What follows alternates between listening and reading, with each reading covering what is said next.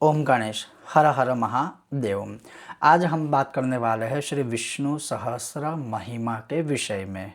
और ये आज मैं प्रथम भाग में आपको श्रवण कराऊंगा। हालांकि बहुत वर्षों पहले मैंने इसकी महिमा के विषय में वीडियो अपलोड किए थे कि विष्णु सहस्त्र की महिमा क्या है, उसका महत्व क्या है, यह पाठ करने का जो एक फल होता है, लाभ होता है, वो क्या है, आदि आदि जो भी है।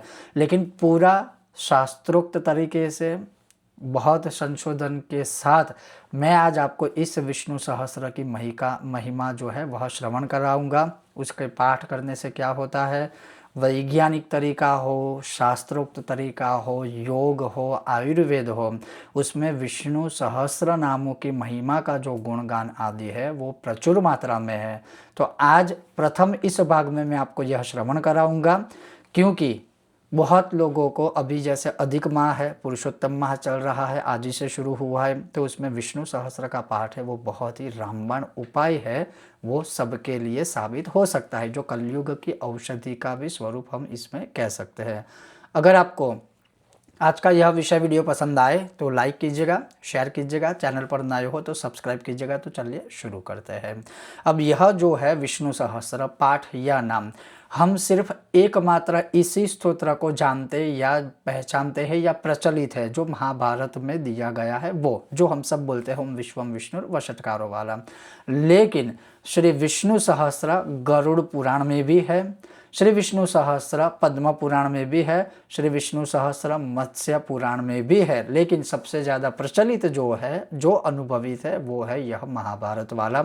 और यह महाभारत के अनुशासन पर्व के अंदर 149 प्रकरण में जो है इसका उल्लेख है। भीष्म पितामह जब मृत्यु शैया पर थे तब उन्होंने यह जो सारे नाम है वह युधिष्ठिर को बताए थे। लेकिन कैसे बताए थे, जो यह तो युधिष्ठिर जो थे वो सत्यवान थे, धार्मिक भी थे और हर प्रकार से धर्म का ज्ञान रखने वाले थे। और उन्हीं के साथ साथ सारे पांडव भी ऐसे ही सत्यवान थे। तो महाभारत का जैसे ही युद्ध समाप्त हो जाता है तब युधिष्ठिर अति दुखित होने लगते हैं, अपने आप को अकेला महसूस करते हैं, अपने आप को लक्ष्यहीन महसूस करते हैं। और उनको ये हुआ कि अब मेरे जीवन का कोई लक्ष्य ही नहीं है, तो मैं जी के करूँगा क्या। भगवान श्री कृष्ण ने उनको सांत्वना दी और कहा कि ऐसा कर, तो भीष्म पितामह के पास जा, वो आपको कुछ ना कुछ जीवन के लक्ष्य के बारे में या मार्गदर्शित आपको करेंगे। पश्चात युधिष्ठिर ने भीष्म पितामह के सन्मुख जाकर, जब उस समय पर भीष्म पितामह अपने शरीर के अंदर जो है 51 बाणों के शैया पर लेटे हुए थे, उस समय काल में भी वहाँ जाकर वह प्रश्न पूछते हैं युधिष्ठिर कि इतना सब कुछ होने के बाद अब मेरे जीवन में कुछ बचा नहीं है, लेकिन मेरे मन को शांति हो, मेरे हृदय को शांति हो, ऐसा कुछ कोई उपदेश हो तो आप मुझे बताइए, जिससे मैं जन्म और मरण से छूट जाऊँ, मुक्त हो जाऊँ। तब अंतिम समय में भीष्म पितामह ने युधिष्ठिर से कहा था कि मनुष्य मन और हृदय से भक्ति सहित भगवान विष्णु की स्तुति करें, और वही उत्तम धर्म है, और जो उत्तम धर्म का उपदेश दिया था और वही श्री विष्णु सहस्त्र है। इसीलिए उसमें आता है ना, भीष्म उवाच युधिष्ठिर उवाच।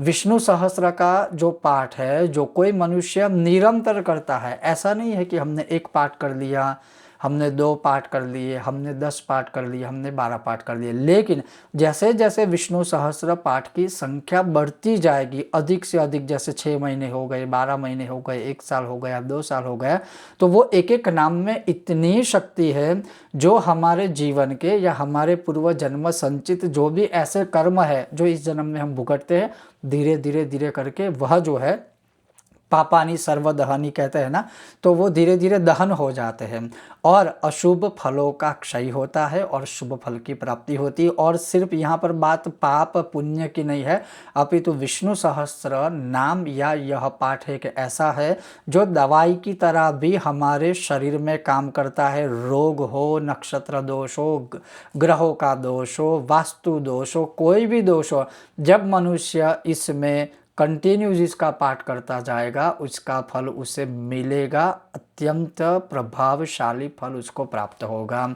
और इसका जो निरंतर पाठ करता है वो समग्र संसार के बंधनों से मुक्त होता है, उसको मन से शांति मिलती है, हृदय से शांति मिलती है और हरि कृपा की प्राप्ति रहती है। वो मनुष्य सदैव प्रसन्न रहता है, वो कभी निराश नहीं होता है, वो कभी हताश नहीं रहता है। उसके शरीर में, आत्मा में, हृदय में एक ऐसी सकारात्मक ऊर्जा रहती है, तो वो जो सारी शक्तियाँ हैं वो इसी विष्णु सहस्त्र से ही आती है।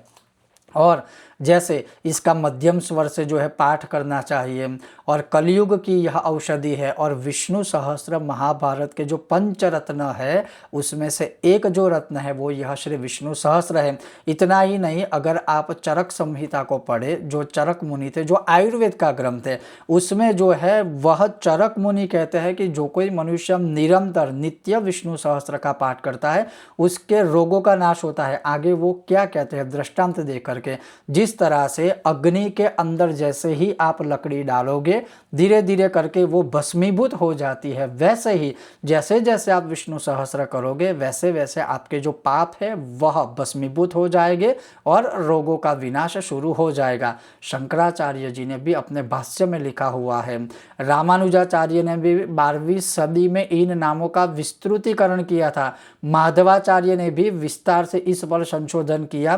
ब्रह्मवैवर्त पुराण में तो इसमें बहुत कुछ लिखा है जो स्वयं राम भगवान ने भी कहा है, जो मैं आने वाले समय में आपको श्रवण कराऊंगा।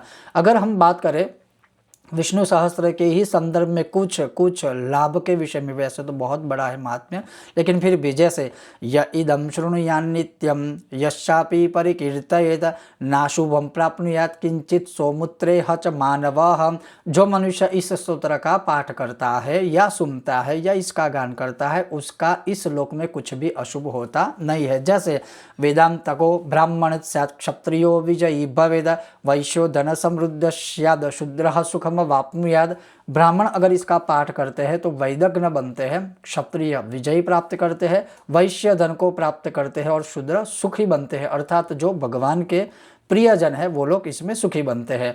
अब इसमें जो बहुत ही बड़ी बात है जो मुझे लगता है कि इसकी विधि क्या है, तो इसकी विधि जो, वैसे तो इसमें शाप विमोचन न्यास आदि बहुत कुछ है, वो मैं बताऊंगा आपको प्रैक्टिकली भी, लेकिन जैसे आपको सरल भाषा में अगर मैं बताऊं समझाऊं तो इसका विधिवत पाठ अगर कोई मनुष्य करता है, एक घर में क्लेश कलह कष्ट है वह दूर हो जाएगा। नित्य कोई मनुष्य 3 पाठ करता है तो नवग्रहों का दोष नहीं रहता है। अगर किसी बच्चे का जन्म मूल नक्षत्र में है, ज्येष्ठा नक्षत्र में है, अशुभ योग में हुआ है तो वह 120 पाठ करेंगे तो कहीं ना कहीं उस नक्षत्र में जो दोष है वह उस बच्चे को नहीं लगेगा या शांत हो जाएगा। धन और स्थिर लक्ष्मी चाहिए तो नित्य हर रोज एक पाठ करते रहिए। नित्य 12 पाठ करने से शत्रु पीड़ा शांत होती है। गर्भवती महिला अगर इसका पाठ करती है या इसका श्रवण करती है उसको श्रेष्ठ संतान की प्राप्ति होती है। धर्म की जो कामना रखते हैं उनको धर्म प्राप्त होता है। धन की इच्छा रखने वाले को धनार्थी, धन की इच्छा रखने वाले को धन प्राप्त होता है और संतान की कामना रखने वाले को संतान प्राप्त होता है। यह पाठ करने से शत्रु भस्मीभूत हो जाते हैं। इस स्तोत्र के पाठ से सर्व दानों का फल मिलता है। इस स्तोत्र के पाठ से सर्व देवी देवताओं के पूजन का फल प्राप्त होता है। जैसे भक्तिमान्य सदुत्थाय शुचिस्तद्गत मानसः सहस्रम वासुदेवस्य नाम्ना में तत्प्रकीर्तयेत्। अर्थात जो मनुष्य भक्ति हो करके नित्य प्रभात काल में स्नानादि करके भगवान विष्णु का ध्यान कर इस वासुदेव के सहस्त्र नामों का पाठ करता है वह मनुष्य सामाजिक मान सम्मान को प्राप्त करता है, अचल संपत्ति का मालिक बनता है, उत्तम सुखों को प्राप्त करता है, रोग शोक से वह मुक्त हो जाता है, दुख और महाआपत्तियों से मुक्त हो जाता है। जैसे जन्म मृत्यु जरा व्याधि भयम नैवोपजायते, जन्म मृत्यु आदि व्याधि और भय से मुक्त हो जाता है। जिस मनुष्य को क्रोध बहुत आता है वह इसका पाठ करता है तो वह क्रोध से मुक्त हो जाएगा। जैसे सर्ववेदेषु यत् पुण्यम सर्वतीर्थेषु यत् फलम, जो 4 वेद पढ़ने से जो फल प्राप्त होता है, सर्वतीर्थों में स्नान करने से जो फल प्राप्त होता है वह फल है इस श्री विष्णु सहस्त्र को पढ़ने से प्राप्त होता है। यो नरः पठते नित्यम त्रिकालम केशवालये द्विकालम एककालम वा क्रूरम सर्वम व्यपोहति। अर्थात जो मनुष्य प्रतिदिन केशव के मंदिर में अर्थात भगवान विष्णु के मंदिर में या अपने घर में ही शालिग्राम या भगवान विष्णु की प्रतिमा मूर्ति के सामने बैठकर इसका पाठ करता है, 3 काल, 2 काल या 1 काल, वह अपने पापों का नाश करता है। लेकिन भगवान ने खुद अर्जुन को क्या कहा था कि नाम सहस्त्रम योधि ते द्वादश्याम मम सन्निधौ।